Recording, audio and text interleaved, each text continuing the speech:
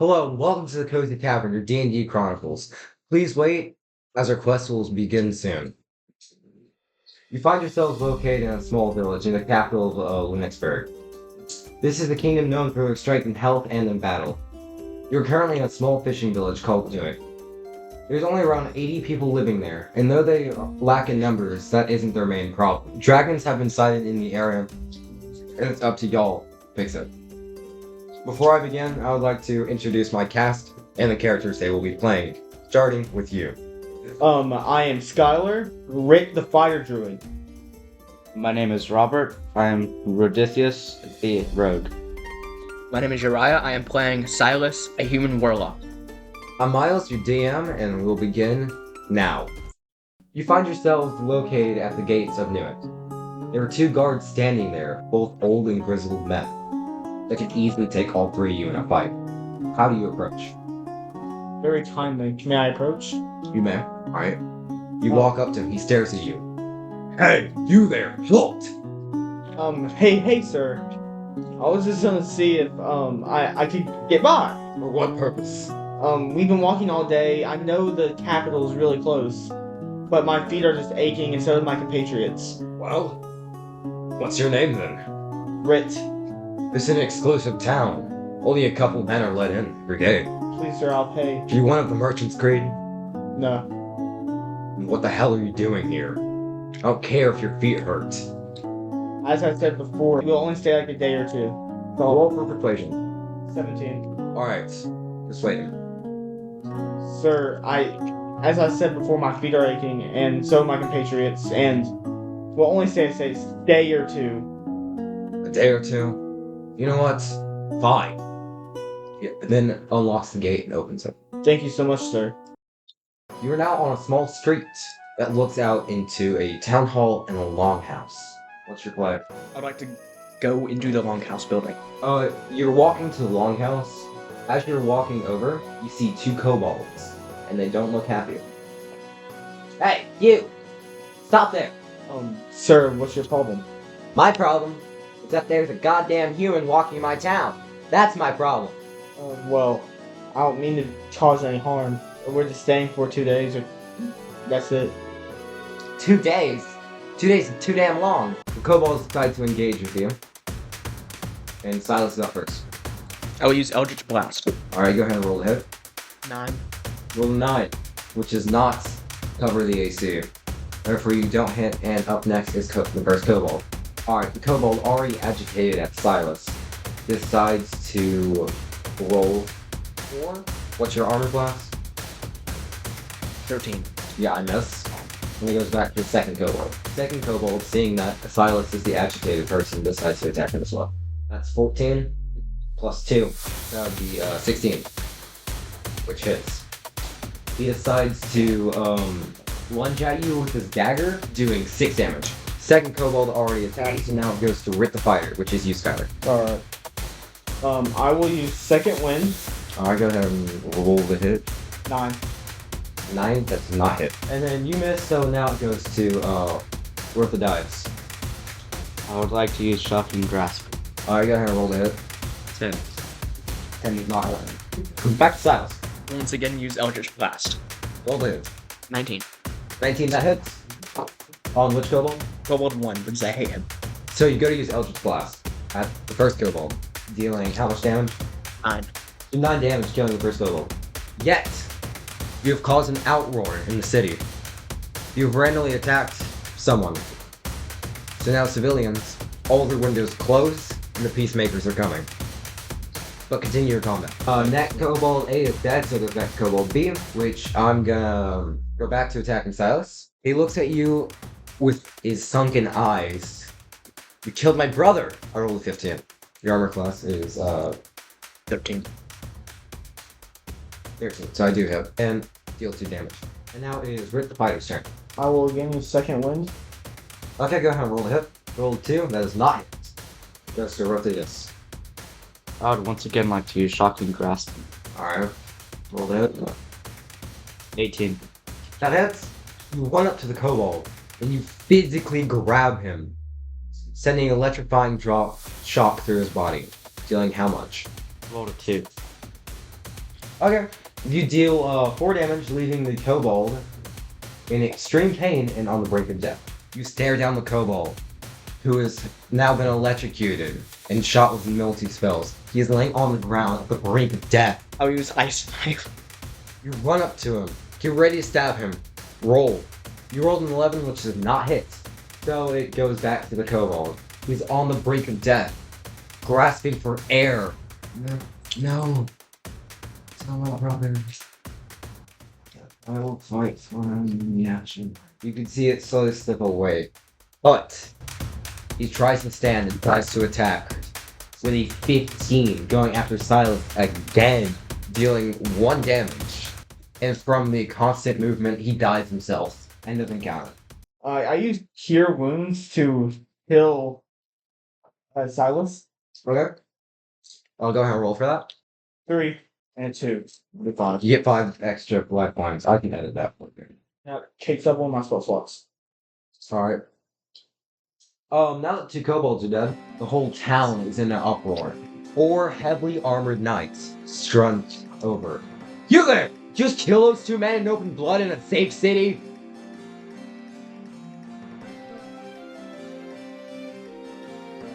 Alright, you all decide to bolt to where? Where's the guards on the map? Towards the longhouse. We would like to go to the opposite direction of the longhouse. You run back towards the gate. Maybe go left. Alright, you take a left, and you're in a dark alleyway now. As you run into the alleyway, the guards are chasing you. You bump into a maiden. She is a tall, high elf with silver hair and blue eyes. She introduced herself. Well, hi there. Who the hell are you? Me? What? My bad, I'm in a rush. Sorry. My bad, who are you? You take another look at her. She is clearly a noble of some kind. She has lots of money. Her form is almost perfect. I'm Lynn Graywind. The Graywind family owns this village. My name's Rit. Ritz? That's odd. Okay, where do you hail from? Up north, around... Vindalin. I've never heard of that. You mean Vandalin? Because if you hail from Vandalin, I can help you out. Yeah, we do. Alright, so I'm the head of the Merchants Guild up in Vandalin, so I can definitely help you. My guards are clearly on you. For what? You want to explain it to me? We got attacked by some goblins. It was self-defense. Some what? Goblins, my bad, my speech. Clearly, you don't know your creatures. Kobolds. You toe balls, yeah, my bad. No, I'm sorry, man. It's Lady Greywind. Come outside of the right there next. Sorry, Lady Greywind. And who are these two? This is... My name is Silas. And this is... My name is Rodithius. Where do y'all hail? Way down south. I also help with Vandalin. Vandalin. Where did you learn to speak? The damn bushes? Yes. Alright, after that awkward introduction, she tells her guards to leave, and you're now free from the guards' control. But most people in town are highly suspicious, if not violent, towards you. You continue exploring through the town, with Lenine following you. She guides you to the longhouse, and as you walk up to the longhouse, you hear Silas's stomach grumble. What the?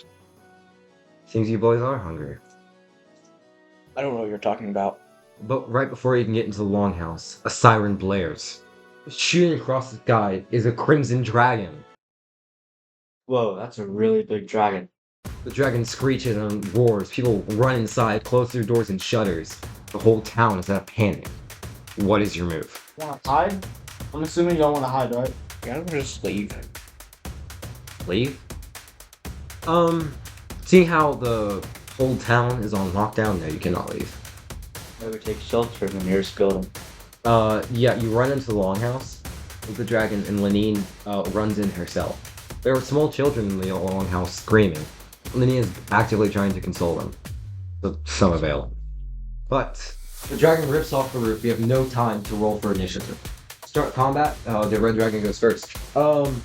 Yeah. So there's a dexterity check of 21, and it rolls a 4. 17 d6s. Anyway, so the dragon decides to burn the whole building down. You all rush out of there, each grabbing a child one by one, because there's only 3 children in there. Lenine sprints out, but her dress caught on fire. Who's gonna help her? May I turn around and look? Sure, you look at Lenine, who is now rolling on the ground because she is on fire. Why would you look and not help her? Freak. Loser. May I go and help her? Oh, now you want to help her. Sure. Help me, you dumbass, I'm on fire. I'm coming. Just give me a sec. You gently walk, you slowly strut over there, up to here. You look at her, and how do you help? I pat on her dress. Fucking perverts. Get off of me. What else do you want me to do? Pour water or something. You know, who think water spells? Check your inventory. There's a well over there. Okay, I run over to the well. Alright, you run to the go ahead.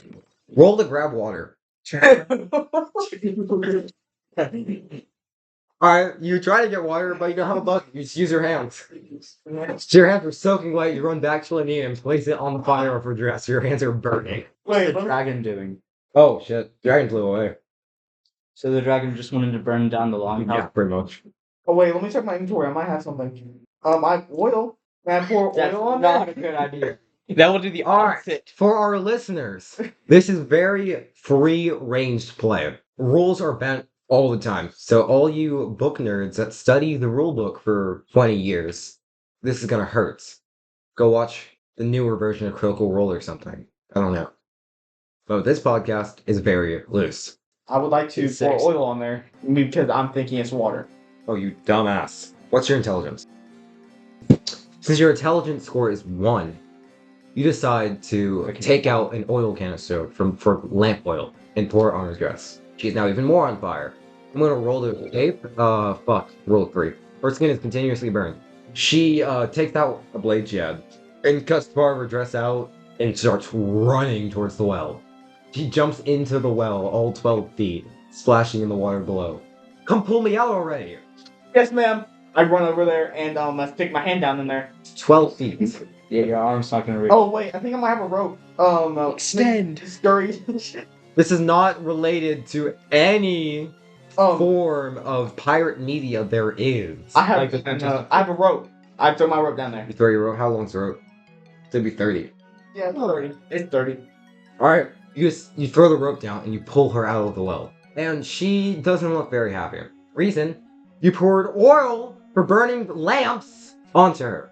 I'm sorry about the oil. I thought that was water. How the hell is that water? I don't know. I just thought I had water in the back and On the container, it says lamp oil.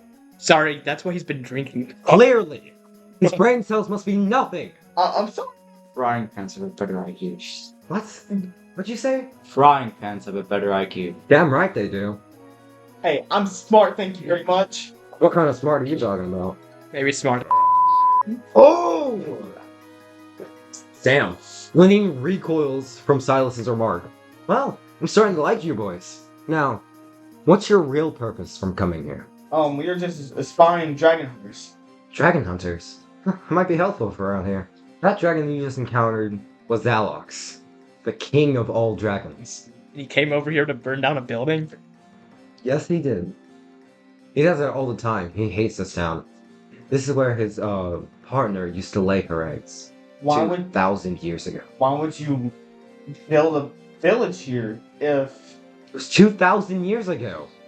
I was sold this land for good money, for good coin. what's a coin? Money! Oh, okay. You must have the brain cells of a goddamn squirrel. Jeez, you boys really are stupid, aren't you? How will you ever be dragon hunters if you have the IQ below that squirrel I mentioned? Jeez!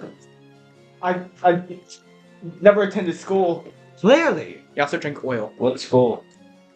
I never attended one, bro. What is school? Anyway, if you want to be dragon hunters, there's an academy in the capital. If you want me to guide you there, I will. After conversating, Lenine calms down and leads you out of the village. On your way there, you come across 3 skeletons. Roll for initiative. 6, 7. 13 plus 2. 16 plus 15. 19. 16 plus 3. I got a 6. 6 plus 2, 9. I got highest. Or 8. I don't know that. Alright, what's the either get? 15. Robert, what'd you get? Got 16 plus 3, so 19. Dude, always roll 19. Roll the dice is up first. Shocking grasp. You decide to use Shocking Grasp. You run up to him and you're about to grab him. Roll to attack.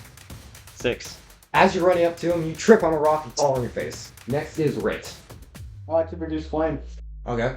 And then I want to use my longbow. Setting the tip on fire. Now I roll a hit. So you light the arrow on fire using your summon fire or whatever. Yeah, it'll be +5. It's 16 that hit. 16 to hit, that hits. And that will do then +7 to the other stuff. So the first skeleton is going to look at Skylar immediately. And it's got, skeletons are weak to bludgeoning, poison, and being exhausted. They can see in the dark up to 60 feet. It has a short sword and a short bow. Alright, Skylar, the first skeleton runs at you with its short sword, rolling for 10, it trips and falls. So it trips and falls on its face, missing you. Next is the second skeleton, which is closest to Lenine. He's gonna try to cut her as well. And it rolls a 6. He trips and falls as well. Lenine looks at the skeletons. Wow!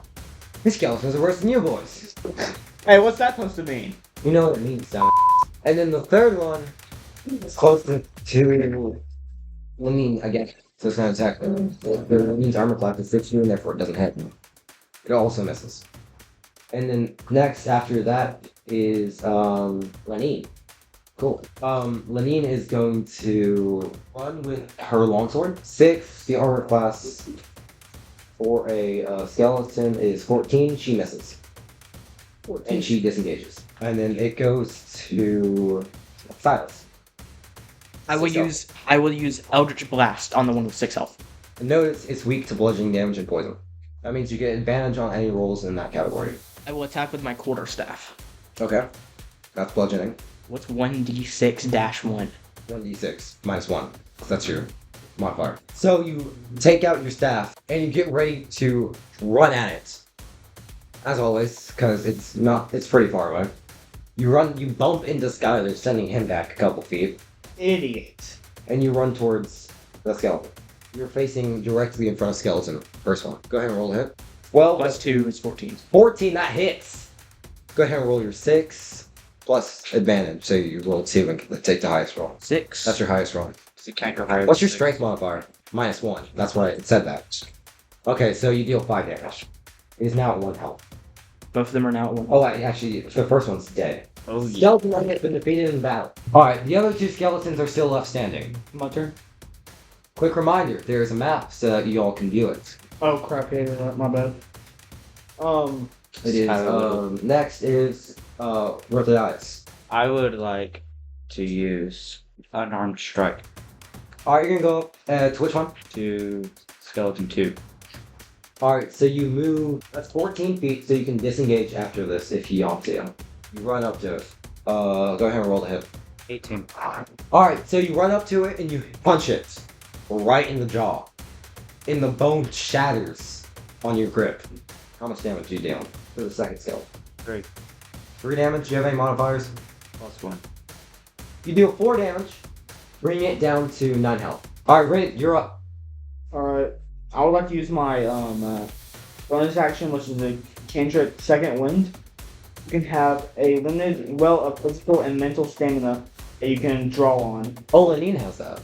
Anyway, wait. As a bonus action, you can use it to regain hit points equal to 1d10 plus your fighter level. You're level 1, d10, roll. You roll an 8 and +1, you deal 9 damage back to yourself even though you're at full health. That was my bonus action. Okay, sure. And then I'll use my Sky Scimitar, doing It's a curved rapier. a turf rapier. 2 plus 3, 5 damage. So, Skeleton C. C? Mhm. I'm gonna do a distance check. 18 feet. Okay, yeah. You're gonna run up to it and deal that damage. You did 8 damage? No, 5. 5, okay. Deal 5 damage. Next is Skeleton B. Alright, Skeleton B rolls and is closest to Robert and misses. Next, Skeleton C. Skeleton C is closest to Rich, the fighter, and will also open with a short sword, dealing. I failed my roll again. Next, Lenine, also gonna use a long sword with a armor class 20. That means I go ahead and get to roll, dealing 7 damage to. Skeleton C is now on 1 health point. Next is Silas. I got skeleton C. Y'all just type skeleton B, alright? Third. What would you like to do? I'd like to use my dagger. Okay. Go ahead and roll the hit. 6. Nah. You miss. You miss terribly. You run up and you bump into it and run past. Fall on your feet at its feet. Yep. You fall at its feet. And it's rough dice to turn again. I would like to retry shock and grasp. All right. You're already close to it, so you don't have to run up to it. Which one? B or C? B. Okay. Go ahead and roll the hit. 8. 8. Not hit. If you were listening earlier, I know cantrips you don't have to roll for. In the with my style of play, we do roll for the audience to be included. Anyway, Casual Kraken portfolio. and it is Rip the Fighter. Alright. Third round to turn 2. Then I'll use my curved rapier and plus 2 and 14. 14. You do hit, and you deal how much to the trouble body, or it's dead. All right, you killed skeleton C. Now there's only one skeleton left, and it is that skeleton's turn. Cool. It looks like Skylar, seeing it's just defeated another one in battle. Not one. I still get to hit. I just take disadvantage. And then it's Lanine's turn. She's gonna use her flail for bludgeoning damage. Alright, Lanine runs up to the final skeleton and prepares to strike. Alright, that's a 14. Lanine decides to use her flail, running up to the final skeleton and dealing 2 damage. Plus 2, she has 4 damage. Next is Silas. I'll try to use my dagger once more. Alright, you're close and you're not. Would you like to run up to it? We shall. Alright, you go up to it. Go ahead and roll the hit. 2. You miss. And it's back to rough dice. I would like to use a spear. Go ahead and roll the hit. 15. 15 hits. Rough dice takes out a spear and gets ready to attack. 1. Plus your strength modifier. 2 damage. It's at 3 health. Who's next? Rex, you're next. I got this, y'all. Finish him off. I would like to use my curved rapier, doing 4 damage. Alright, Lanine leads you out and towards the city. I'll be You make alright. your way towards the village, to the city. The city of Lynxburg is mostly inhabited by kobold, which are still suspicious of all 3 of you. The guards at the gate watch you closely.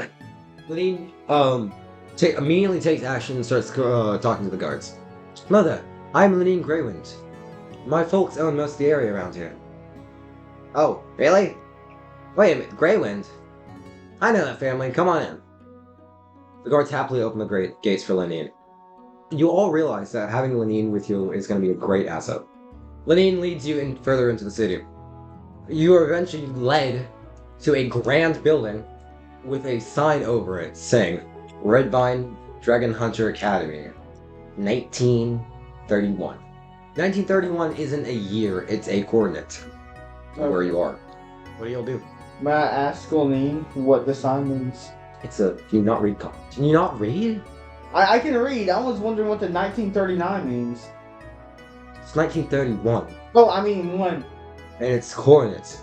19 latitude, 31 longitude. Okay. That's where we are, right here in Lynxburg. Okay, my bad. So you ask Lanine what it is, she responds, and you walk into the gates to meet the dean. Lanine leads you inside the building to see the dean. The dean is an older, dark-skinned human. The dean looks at you. Who are these people? My name's Rit, and my compatriots are. My name is Jordithius. My name is Silas. These boys. They don't look that strong. They really don't. What makes Lanine? You've been a good advisor to me for 50 years. What makes you think that these kids are good? I don't really know, really. There's him. Who's gonna pay for their schooling? Who's gonna pay for it? She looks at Lanine. Not me. How would I pay for these kids? I don't even know them. All I know about them is they're from my hometown, that's it. Well, someone's gotta pay for it. I mean, I have 11 gold. 11 gold ain't gonna cut it, it's so platinum. That's a lot of money. Lanine, start them on payment plan. Lanine goes off to some room. You're now left in front of the dean. Make good impressions. So, how's your day? My day is good, though. What happened? If you don't mind me asking. Nothing happened, I just said it could have been better. Oh, well, my bad. What It was could, a lot. what could have made it better? A lot of things should have made it better. Are you dealing with some terrible students? Perhaps? Yeah, I'm looking at 3 of them. But we're not students yet. You hear footsteps behind you and a boot gets thrown at the back of Silas's head. It's Lanine. Lanine stands behind him and starts to scold him. Clearly, Lenine is acting like a parent to you, dumb which you probably need. The dean looks at Lenine. Lenine, what did I tell you about throwing things? We can't help it, he was being a smartass. Throw harder, don't throw those. The dean looks at Rotha. What'd you say? Throw hard or not at all. You mocking me? And my highest advisor? No, that's what my great friend told me before he died. You got friends. Shut up. Lenine grabs both Silas and Rotha by the ears and pulls them away. So, I'm sorry about liking Patriots. I'm just, I'm sorry. I'm sorry. Is there anything I can do to help around here? Well, we need a landscaper. I could try. If you work as a landscaper for this 600-acre property, I'll let you have half your tuition paid for. Alright. Deal. Sheds back that way. Ritz goes off to go do some maintenance, as he was instructed to. Lenine is currently taking off her shoes and beating Silas and Rotha. What did I do? Quit being a small. She starts hitting y'all harder. I was just talking about my dead friend who taught me some wise words. Say it harder, not at all. Go smart. She hits you again. Eventually, after a long process, you're now enrolled in school. Yippee. Congratulations. Somehow. Eventually, changed to a room in fitted uniforms. Uniforms consist of a black collared shirt, khaki pants, a black jacket with the school's logo on it, and you have no shoes. So you have to earn your boots at this counter. When do we get our boots? When you earn them. May I go ahead and go out and ask the, may I go ask the dean if, I can, go ahead and start my job again? You go up to the dean, and she looks at you. Why aren't you working? That's what I'm about to ask. Oh, shed is on. You're gonna go to the east hall. Alright. There's an exterior door outside this courtyard. The shed's right there. Okay, thank you. I head out. You go off work again. Nerd. That was just you two, and you two actually have to go to class, right? Aw. Hey, I think we should go to class. You We are have each to. given schedules, and you are both in the same class. Room A301. Ooh, it's gonna be a fun class. You walk to class. Inside class is a long hall with seats that elevate, kind of like a college classroom. At the front sits a old grizzled man half asleep. Should we go wake him The up? room is filled with students. No, if we don't wake him up, then we don't have to do class. On the board it states Professor J. Professor J, wake up. Don't wake him up. I wanna get to work. How long has it been since you arrived? An hour. Okay. What are y'all doing? I say we wake him up. All of a sudden you hear shouting in the back of the classroom. It looks like two male students are getting into an altercation. One student, big built, has red spiky hair and an attitude issue. Another has black hair that is slicked back, and he has a dagger at the one with the spiky hair. They are both wearing leather boots and have two yellow stripes on their shoulders. What kind of school lets people take out daggers and leave their daggers with them? I'm taking class. Engage in the altercation. Go tell them to stop or something. Or ask what's going on from other students. Just do something. I'll ask a student closest to the door. What's going on between those two? You walk up to a female student with lavender colored hair, laying flat on her desk reading a book, and you tap her shoulder. She looks up. Hey, do you have any idea what's going on with those two students back there? She looks at you. I would, but I don't really pay attention to those two dumb. They butt head every day. Are you aware of the history between them? I think it's a family rivalry, but I don't really know. Hey, thank you for the information. You walk away. The two students get more violent screaming. Professor J wakes up, slams one hand on his desk, and the whole class shuts up. Immediately. You immediately feel power coming from the professor. With that concludes the Cozy Tavern, episode 1. Good night. And stay cozy.